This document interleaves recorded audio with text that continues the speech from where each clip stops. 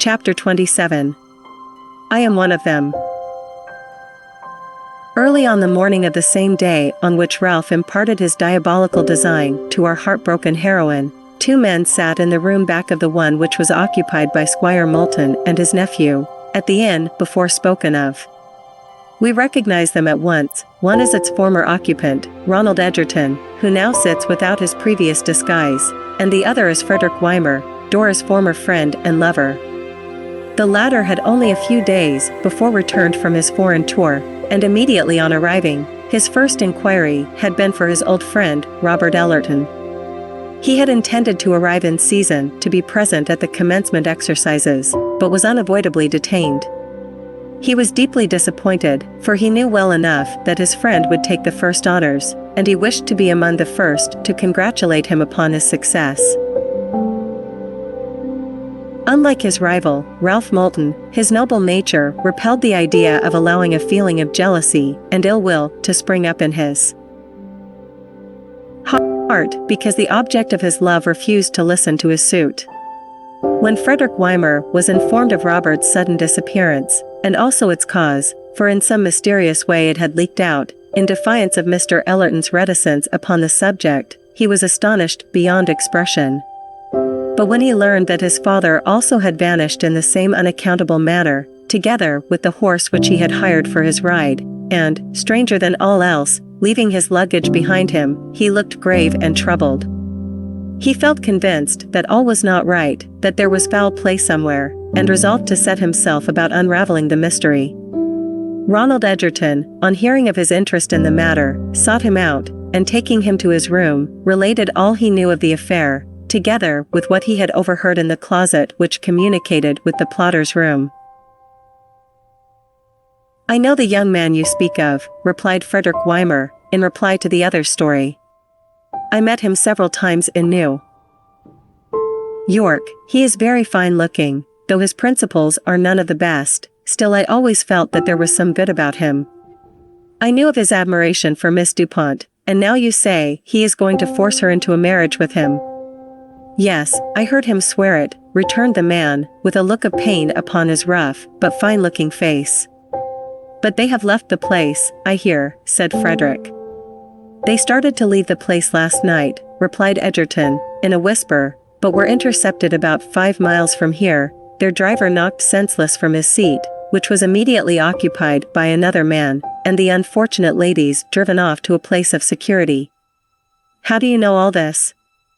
"Partly from the coachman himself, whom I discovered lying half dead upon the ground, where he had fallen, and partly from my own knowledge of what is transpiring among these regions."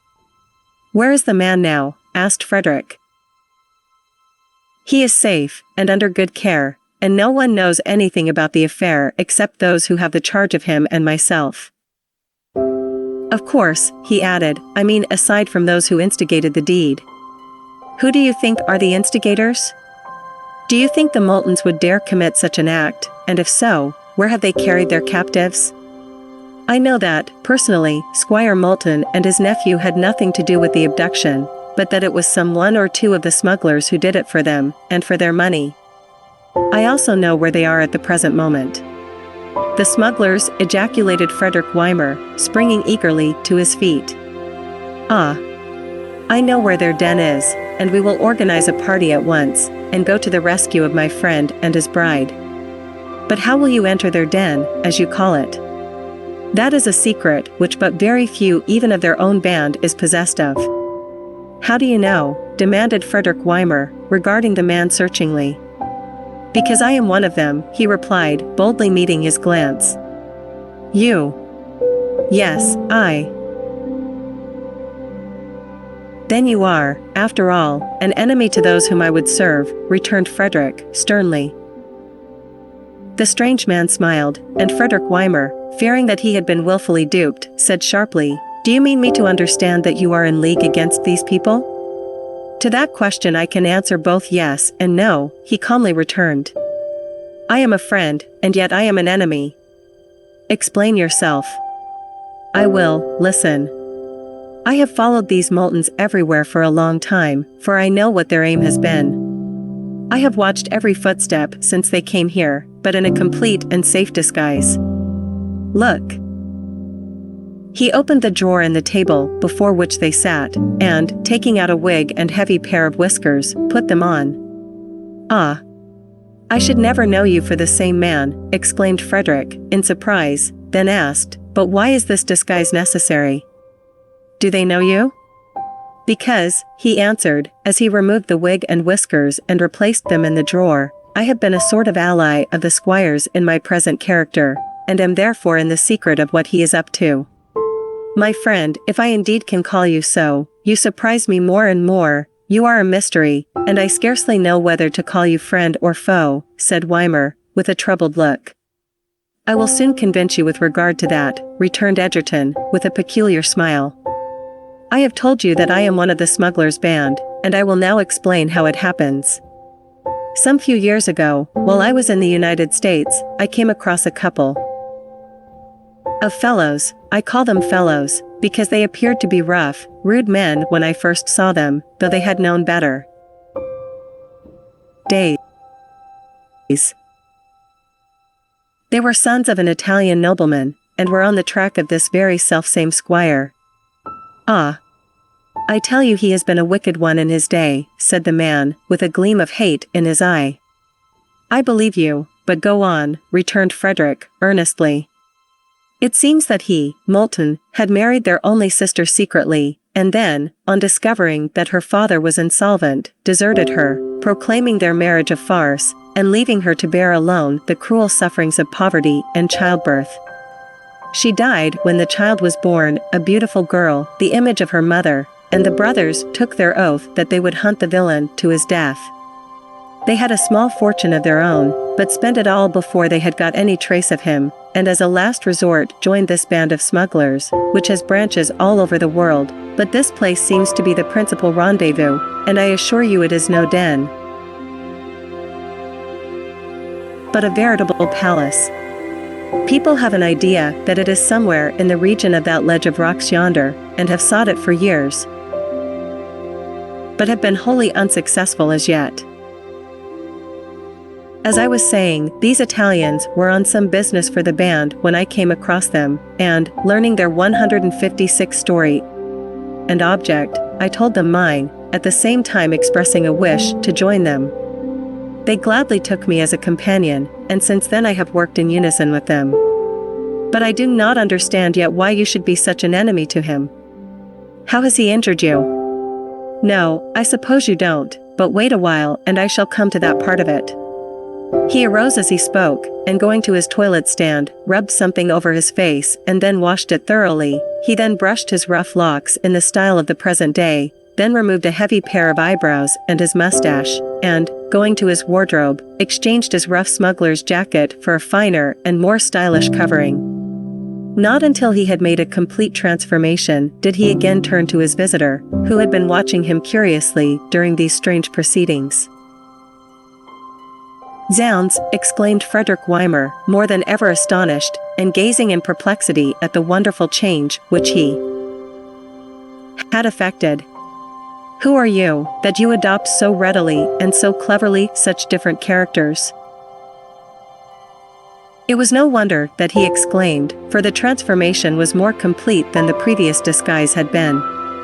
Egerton had washed off the swarthy hue that had hitherto been upon his face, revealing a clear though rather dark complexion. His eyes, which before with their heavy eyebrows had looked fierce and evil, now had a mild and genial expression, and his mouth was very handsome, the lips being thin and finely curved, which, with the change in his apparel, made him look like a highly educated, intelligent, and polished gentleman. "Listen, my friend," he said, seating himself again, still in his new character, "you shall know my whole story before we part, and then judge for yourself whether I am an interested party in the treacherous plot this grey-headed sinner is at work upon." He ground his white, even teeth as he uttered these last words. "Do you know, sir, that there is a familiar look about you since this last change? I think I must have met you before somewhere," said Frederick Weimer, regarding his companion earnestly. "No, I think not," he returned, with a smile. But you may be able to account for that familiarity when I tell you who I really am. Come nearer, for I would not have even a breath of what I am about to relate heard, before the time comes for me to reveal myself. My name is," he dropped his voice to the lowest whisper, and Frederick Weimer sprang to his feet, startled and amazed. "Hush," said his companion, "you have not yet heard all." Then he continued to speak in low, rapid tones for nearly half an hour. When he had finished, the young man sat looking at him in wondering silence for a moment, then grasping his hand, he shook it warmly, while a smile of sympathetic triumph suffused his face as he exclaimed, "I see it all now. I understand. Oh, I almost envy you your triumph, and yet there must be something of bitterness in it. But I trust all is not as bad as you anticipate, and that it will all end well." "Heaven grant it," returned the strange man, earnestly, while a tear for a moment dimmed his fine eye. "But we must to work at once," he added with energy, "for they will make quick business now they have the game in their hands, you may be sure, and the odds are against us." "How so?" "It seems to me that it will be a very easy matter to raise a company of daring men, enter their den, and release the captives," said Frederick. "Yes, but there is the trouble. How are we going to enter it?" "Do you not know the way?" asked the young man, in surprise. "I know the entrance, by the way of the water well enough, but not that by land.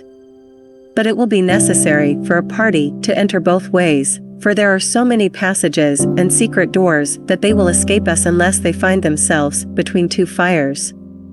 My plan is for you to go one way and I the other, and if no alarm is given before we reach the principal room, to station a guard before each entrance to it, and then it will be impossible for them to resist us."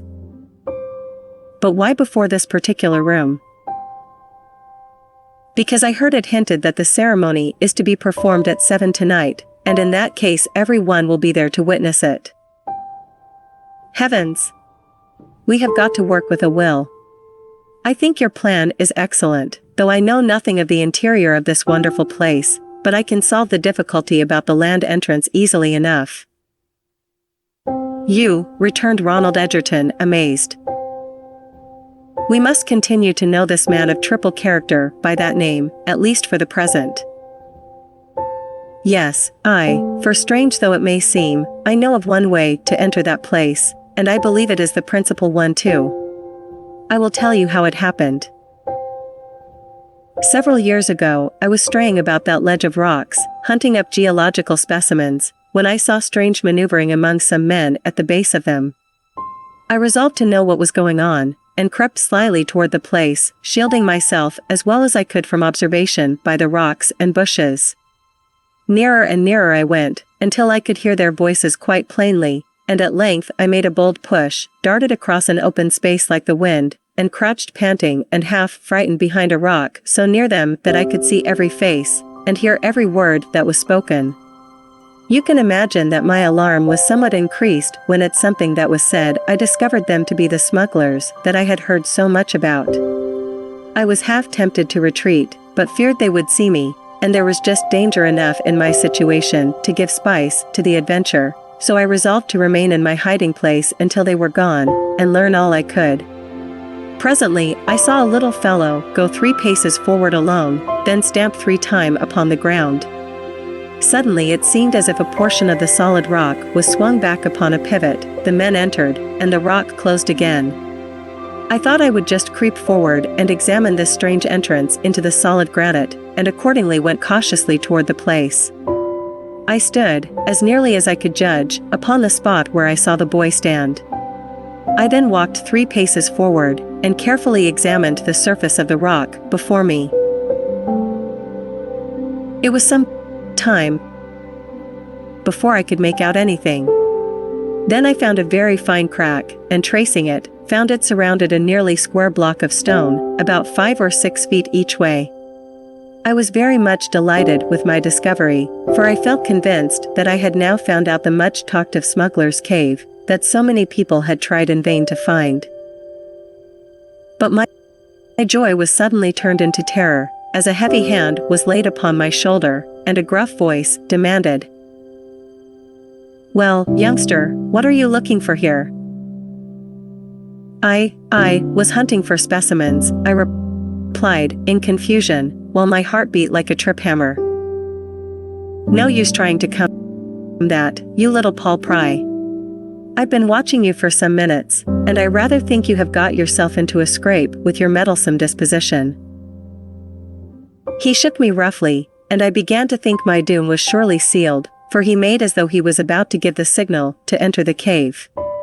But I begged so piteously to be let off, promising I would never tell what I had seen, that after a few moments spent in meditation he said, "Well, then, down on your knees, and swear that you will never tell anyone where the entrance you have discovered is."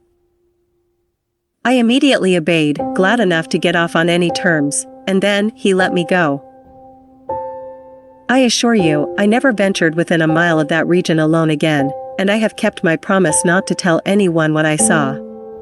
I shall still keep my oath, and not tell, but I shall now avail myself of the knowledge I possess, and go and force an entrance with a strong party at my heels. "My young friend, you are really very fortunate," said Egerton, who had been much interested in his account. "Your knowledge will be of great service, for we shall surely capture this notorious band, which for so many years has overrun the country, and done so much wickedness. It is settled, then. I will blockade the entrance from the water, while you force the one by land. In this way we shall take them by surprise, and everything will work to our advantage.